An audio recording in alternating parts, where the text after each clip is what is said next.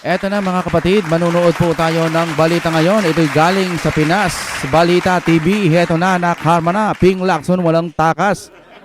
Makakatakas pa rin yan. Bakit kanyo? Nasa kanila yung kapangyarihan eh. Tanggal na, pinatalsik na sa pwesto? Yan, tanong. No? Lagot, pirmado na. Ito po ang ating panonoorin na galing sa Pinas Balita TV. Mag-update po tayo. Ano po ba ang meron? Meron pa bang pag-asa na magkaroon ng katarungan? Yung sa flood control, hindi ho kasi biro yun. Hindi ho basta-basta yung bilyones na usapan. 1,000,000 laban sa 1,000,000,000, napakalaking diferensya. Malaking diferensya. Yun pa kayang 800 billion na ayaw nilang pag-usapan sa Senado. Isipin nyo na lang yun. 'Di ba? Bakit may madadamay o nadadamay kayo?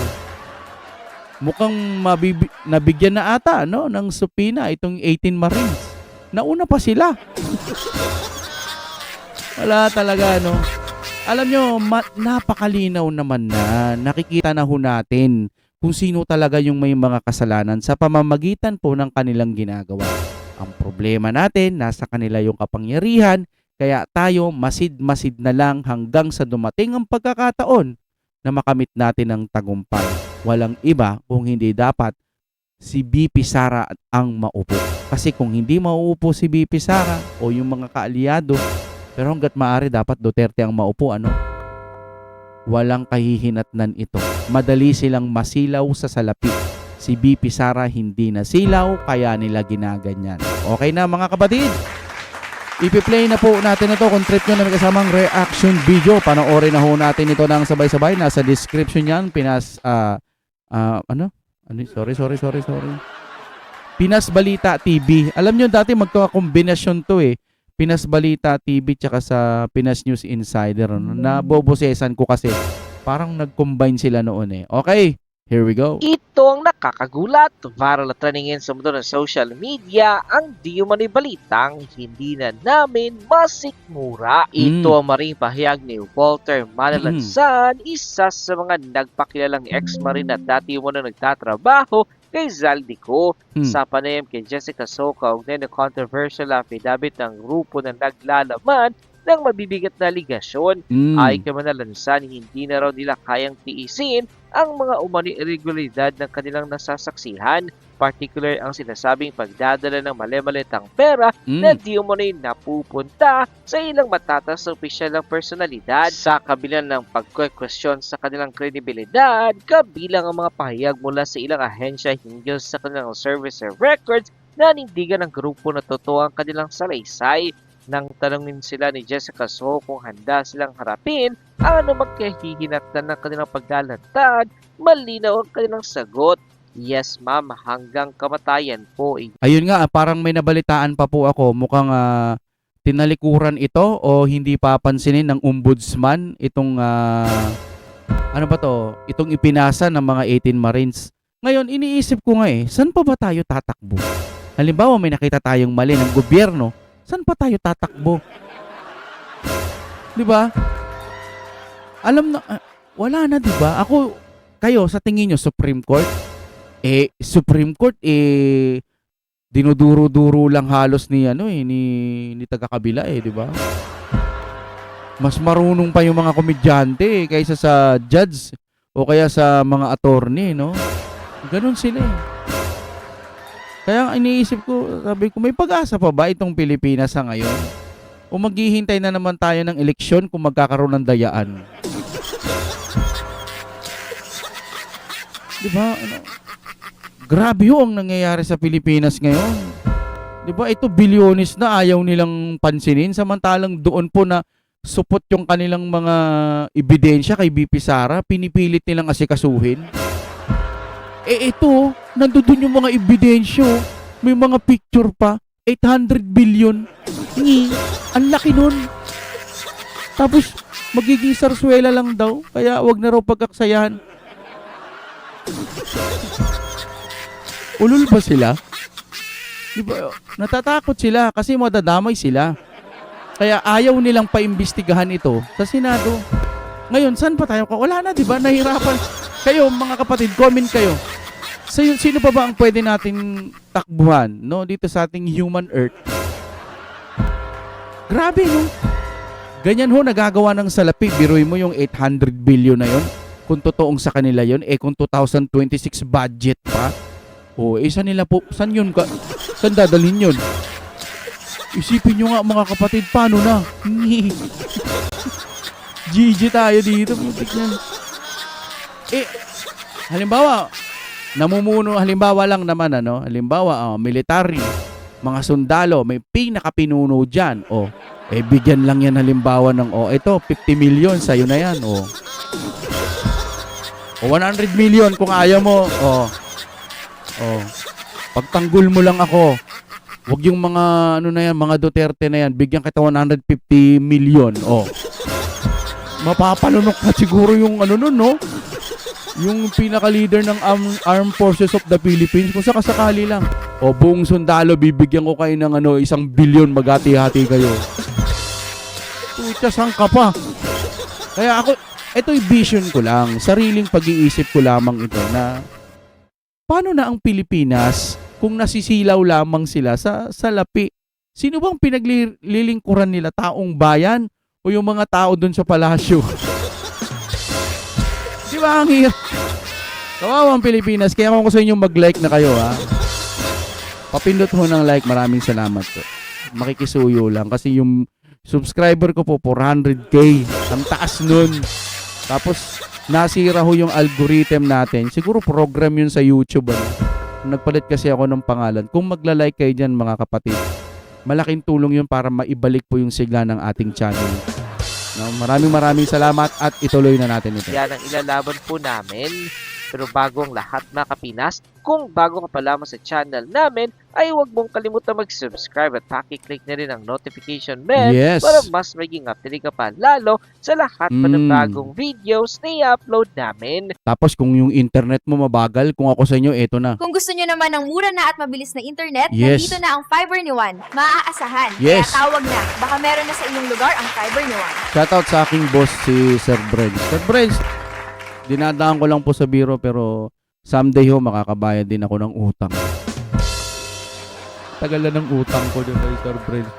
Nadaan ko lang po sa biro pero mula po sa puso hindi ko nakakalimutan yun. At yun nga, mga Kapinas, sibakin muna sa pwesto ang lahat ng mga taong pinangalanan na tumanggap ng mali-malitang pera mula sa nakaw sa kabanang bayan. Ito rin yung panawagan ng marami. Halimbawa, sinasabi nila, mali-maleta, kay Romualdez. Bakit hindi nyo tanongin si Romualdez?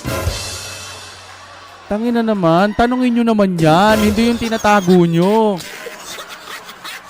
Tingnan nyo inaakusahan nila si BP Sara. 125 million. 600 million na nga nila eh. Tapos yung mga ebidensya nila, putik niyan. Mga alikabok sa ilalim ng dagat. Yung mga ebidensya nila. Samantalang itong 800 billion, isang damukal na solidong ebidensya ang ipinapakita nila. Tapos ayaw nilang imbestigahan, nakapokus sila doon kay BP Sara habang may gera. Diba? Kaya parang napaghahalataan na itong administrasyon na to, puki ng inang niya, napapamura ako. Wala nang ibang ginagawa kundi pabagsakin si BP Sara. Marami nang nakakapansin. Eto nga, may nabasa pa ako dito. Sabi ng ganun, sino ba to? Si Justice Noel T. Jam, retired Supreme Court Associate Justice. Sabi ng ganun, binigo ng pamahalaan ng Pilipinas ang mga Pilipinong na stranded sa gera sa Gulf region. Walang maayos at gumaganang evacuation plan. Hindi epektibo ang Kongreso sa paglalabas ng pondo upang maipatupad ang repatriation ng mga stranded na Pilipino. Ang pangunahing prioridad ng pamahalaan ay impeachment laban kay BP Sara Duterte. Ay, anong comment nito? Wait lang kasi pakiusapan niya si Trump na ihinto na ang gera sa US-Israel. Kagaya ng pagpahinto ng investigasyon ng flood control project anomaly. Aray ko. Di ba nga nitong gera, anong iniisip ng Pangulo? Yung remittance. Yung tax. Mamentangin ng presidente yan. Si Tatay Digong noon nung pandemic, hanggat kaya niya mag-arkila o magbabayad sila sa mga commercial plane para lang maiuwi yung mga kababayan natin. Samantalang dito sasabihin niya magtago kayo. Magtago na lang kayo sa mga safe. Ikaw BBM ka, nakikinig ka sa akin, sarado pa rin utak mo. Wow, heavy. Alam mo sa mga BBM, no? Ano lang buksan nyo lang yung isip nyo, tanggapin kung may tama o may mali. Tapos kung nakikita nyo wala na talagang kwenta, huwag na kayong kumapit. Wala na nga kwenta, kakapit pa kayo. Napaka-martir mo naman, BBM ka pa rin, tangina niyan. Pangit na nga pamamalakad eh. Siya nga pala, no, may kwento ko lang yung tulay na halos parang mountain. Alam nyo kasi doon ako nag-aaral sa Ramon Magsaysay sa Quezon City. May ibang mga vlogger na sinasabi na si Duterte daw ang nagpagawa nun. Na parang isinisisi nila sa Duterte yung hayop na tulay na sobrang taas. Ang sarap magmurang ulol. Okay na itong mga to. Inaangkin daw ng Duterte daw ang gumawa nun. No? Actually, hindi naman talaga Duterte ang gumawa nun. Bata pa lang ako, high school pa lang ho ako, dumadaan na kami sa, ang taas talaga nun eh. Saan ba banda yun? Basta parang dalawa yun eh, dalawang mataas na tuloy sa bandang Quezon City. Malapit po yun sa Ramon Magsaysay High School, parang ganun ho ata. Mataas ho talaga, dapat babaan yun. Pero hindi yun sa panahon ni Tatay Digong. Panahon ni Noynoy yun eh. Pero hindi rin kasalanan ni Noynoy yun eh. Hindi rin kasalanan ng Marcos yun. Pero bakit Duterte na naman may kasalanan? Wow, heavy. Tangina talagang administrasyon na to. Sumasakit ulo ko. Kaya minsan pag nagdadrive ako ng bao-bao, ng tok-tokin sa Tagalog, so, wala ako sa sarili. Sila minsan, yung pagre-reaction video ko na ilalabas ko, minsan nagdadrive ako, minsan iniisip ko yung mga, ba't kaya administrasyon na to parang bugok-bugok. Yun, naiisip ko. Biruin mo, pagtatanggol pa nila, mali na nga. Marami akong nakikita, mga kapatid, na ibinibintang nila sa Duterte. Kung ako sa inyo, ibintang nyo na rin sa Duterte yung gera sa Iran tsaka Israel na may pinagsamang Amerika. Ibintang nyo na lahat. Ibintang nyo na. Ganun naman eh, total kasalanan naman. Umaga, Duterte. Tanghali, Duterte. Gabi, Duterte. Bago ka matulog, Duterte. Duterte ba ang problema ng Pilipinas?